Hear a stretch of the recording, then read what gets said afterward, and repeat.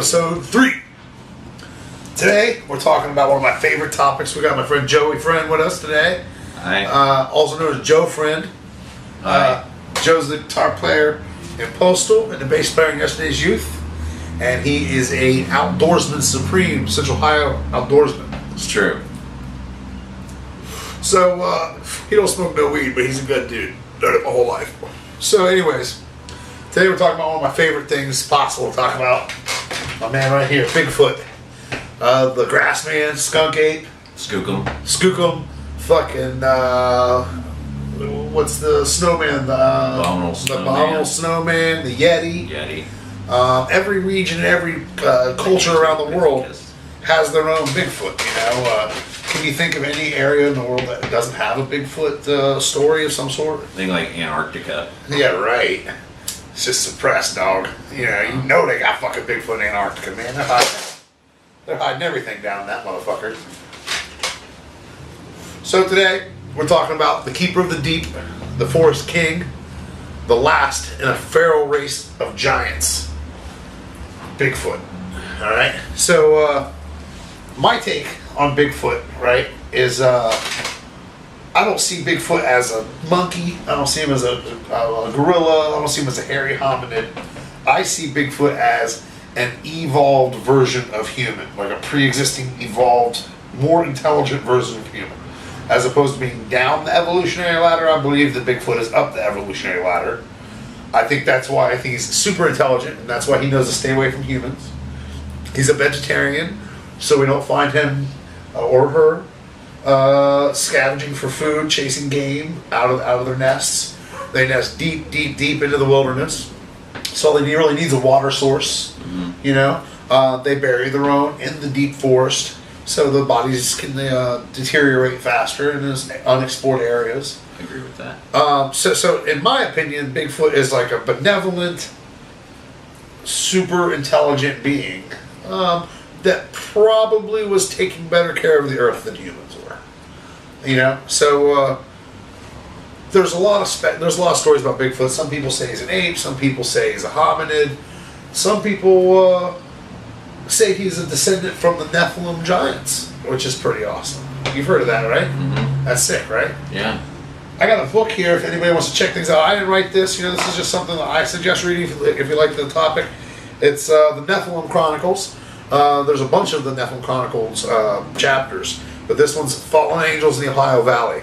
And this shit's about Native Americans in this area have a story and lore about how there were giants, and the giants in them they were at war constantly, and that they eventually overtook the giants. Some of them would back them into a cave and then build a fire in the cave and asphyxiate the giants. And some said that when they killed them, instead of burying holes to bury them into the ground, they just heaped earth up onto them. Yeah. And that's where we get our burial mounds, Native American burial mounds. It's not actually earth or contemporary humans buried in the burial mounds. It's actually pre-human giant ancestors buried in the ground. That's really interesting. That's what the Fallen Angels in the Ohio Valley gets into. What do you think about all that, John? That's crazy, right? Yeah, that's wild. It actually talks about our hometown a little bit, doesn't it? Yeah, it talks about Newark, Ohio. I mean, because Heath is where the Indian mounds are. The Serpent Mound, the Spider Mound, the Earthworks. And those, you know, I've seen, and this isn't necessarily my speculation, but I've seen where there's like videos on YouTube where they'll suggest that, like the arrowhead, you know, we all went arrowhead hunting and shit down there when we were kids, and that the arrowheads are just like planted there, right? So that it seems more like a cool park for families and stuff, as opposed to kind of doubling for this warning to the giant race, you know. And they say that they had an enslaved giant, and that's how they oversaw the building of how the mounds worked. Like how they knew it looked like a serpent, is they had a 65-foot giant that they captured that could look down and oversee the manicuring of it. So I hear you got a Bigfoot story? Yeah, I have a Bigfoot story. Let's hear it, man. Okay. You go first. I was fishing on Route 666. That's a real thing. It like juts up to AP lands in Muskingum County, and I was fishing by myself, and I'm not sure what I was hearing, but there was like really tall weeds behind me, probably 6-7 foot tall weeds for about 100 yards. And I just felt like weird. Like I had goosebumps. I just felt like there was something behind me. And then I started hearing like chattering. But it was like real light, like chattering. It was almost like baby, like mumble, you know, and it sounded like two different frequencies of voice. So it like sounded like two people like talking to each other, but like incoherently. And I just got the hell out of there. Yeah. Yeah. It wasn't cool. Yeah. Did you hear any like tree knocks or any whoops? I was not listening for that. I just got the fuck out of there. With the whoops, you think that has anything to do with the insane clown posse? Yeah. Probably. And then those you just don't know, they say that Bigfoot, you know, one of his warning signs you get too close to their den, they put out like woo, woo, and then they take and knock big sticks against trees and make this what's the sound called tree knocking, and that's how a lot of Bigfoot researchers claim to have been known they're around. So I'll give my Bigfoot story. I was renting a cabin out at Old Man's Cave Chalets in Hocking Hills, and .com. But we were out there, and everybody like hiked all day on the paths, and there's like a path that cuts all the way through, and Devil's Bathtub, and you know all these cool areas. You've been there 1,000 times, I'm sure. But for those of you who don't know, you know Hocking Hills is a beautiful nature reserve, cool hills. Hocking Hills, Salt Fork, these areas are like known Bigfoot hotspots, you know. So me being me, I kind of waited until everybody was done for the day, and then I went like off path to go squatching, you know, and I saw some broken off stalks high. You know, that's another sign of a Sasquatch close, is you see a tree broken off well higher than your head, and what could break that off? It's not, you know, they'd all be broken off if it was weather. If it was wind, it would have been like down towards the bottom. Exactly. So They're just it's just fucking with it, you know, taking it for their nest or whatever they needed it for. So it could be a warning sign. a lot of people think that they're like directional pointers too. Oh, I can see that. Yeah, markings. So I saw a couple of those, and I was like, shit, man. You know, I was a little drunk, so I didn't want to get lost. But it was off trail. It was like deep off.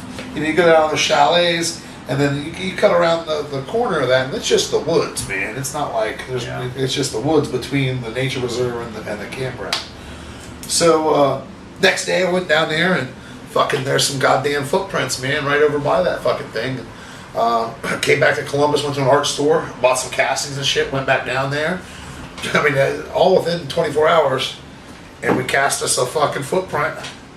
And, you know, it's pretty cool, and I think, you know, it looks a lot like it.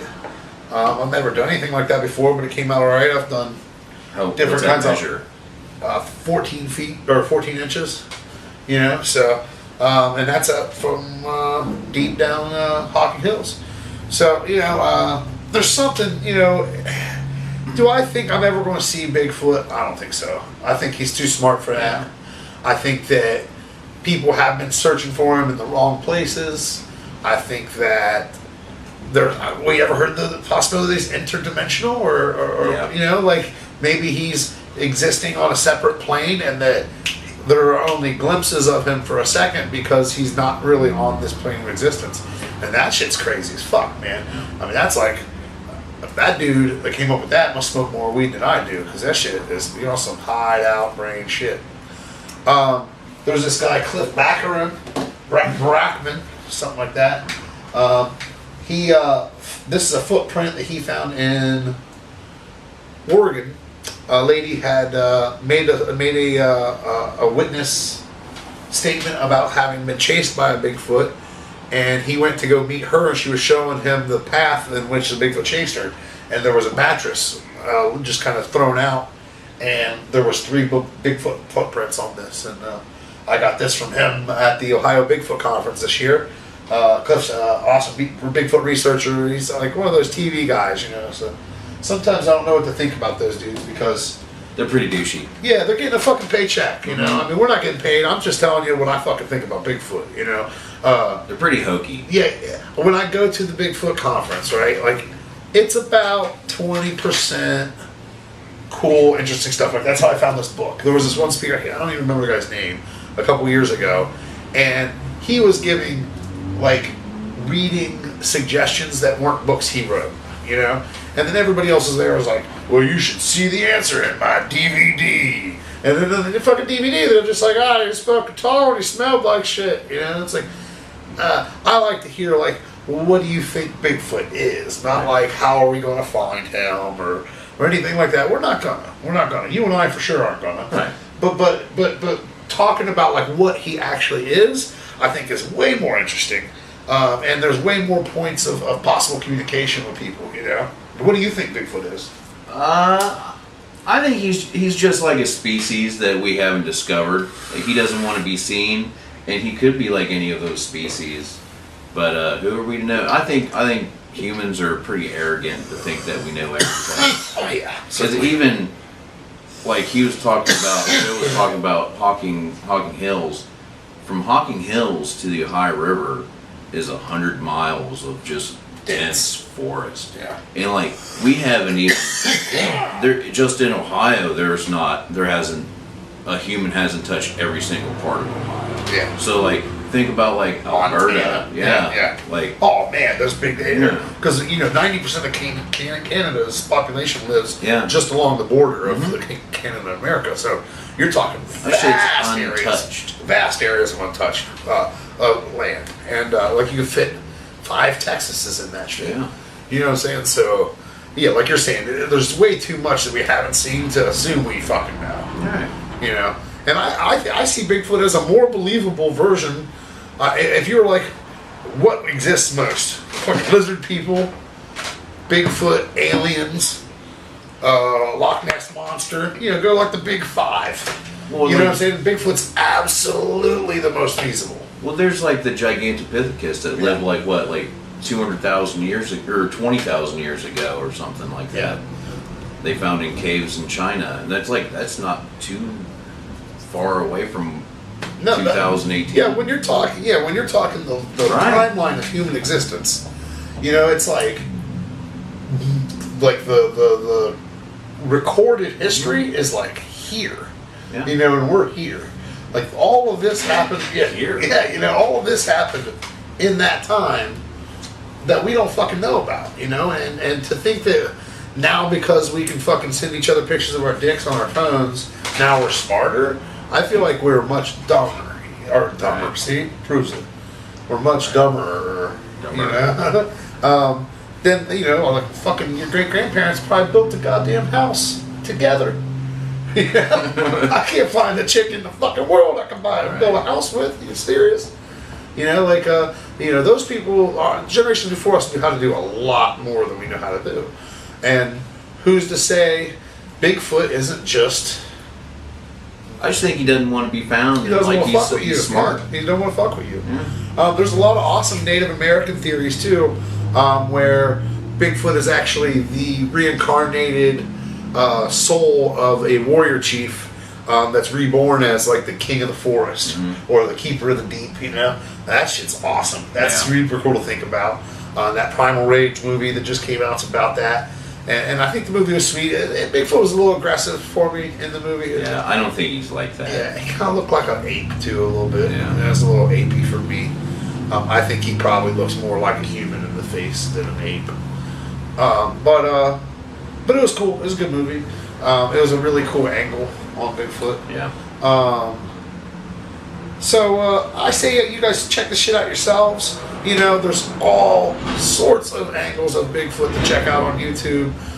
You can read books. You can fucking folklore. I mean, any culture across the entire globe, in any area of a country, in any area of a state or a city, you're gonna have some sort of lore that you can pretty much tie a string to Bigfoot to. There's like multiple kinds of Bigfoot in the U.S. Yeah. There's swamp ape, grass man here. Yeah. You know, there's your Sasquatch in northwestern, like Oregon. That's where like this guy is in northwest Oregon. This guy is in Ohio. You know, this is a grass man. This is a sculpture by a guy. I'd like to shout this dude out. Matt Griffith from Chillicothe, Ohio. He runs Cryptid Matter. It's a He does a bunch of cryptid sculpture art. This fucking stuff's awesome. And this is an artist out of Pennsylvania, Snuffy DeStefano. You can find both of them on Instagram and Facebook and all that shit. Check their work out. They're handcrafted artisans, man. They do it for real. It's great stuff.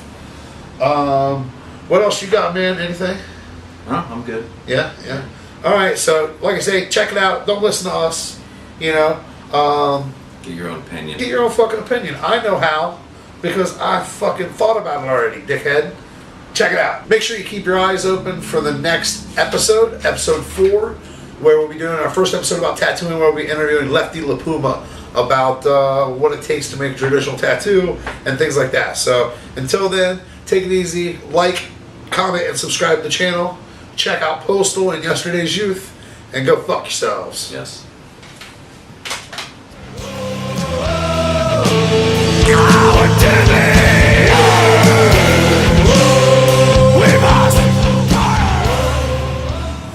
Yo, dude, the government doesn't want you to like and subscribe to this channel, man.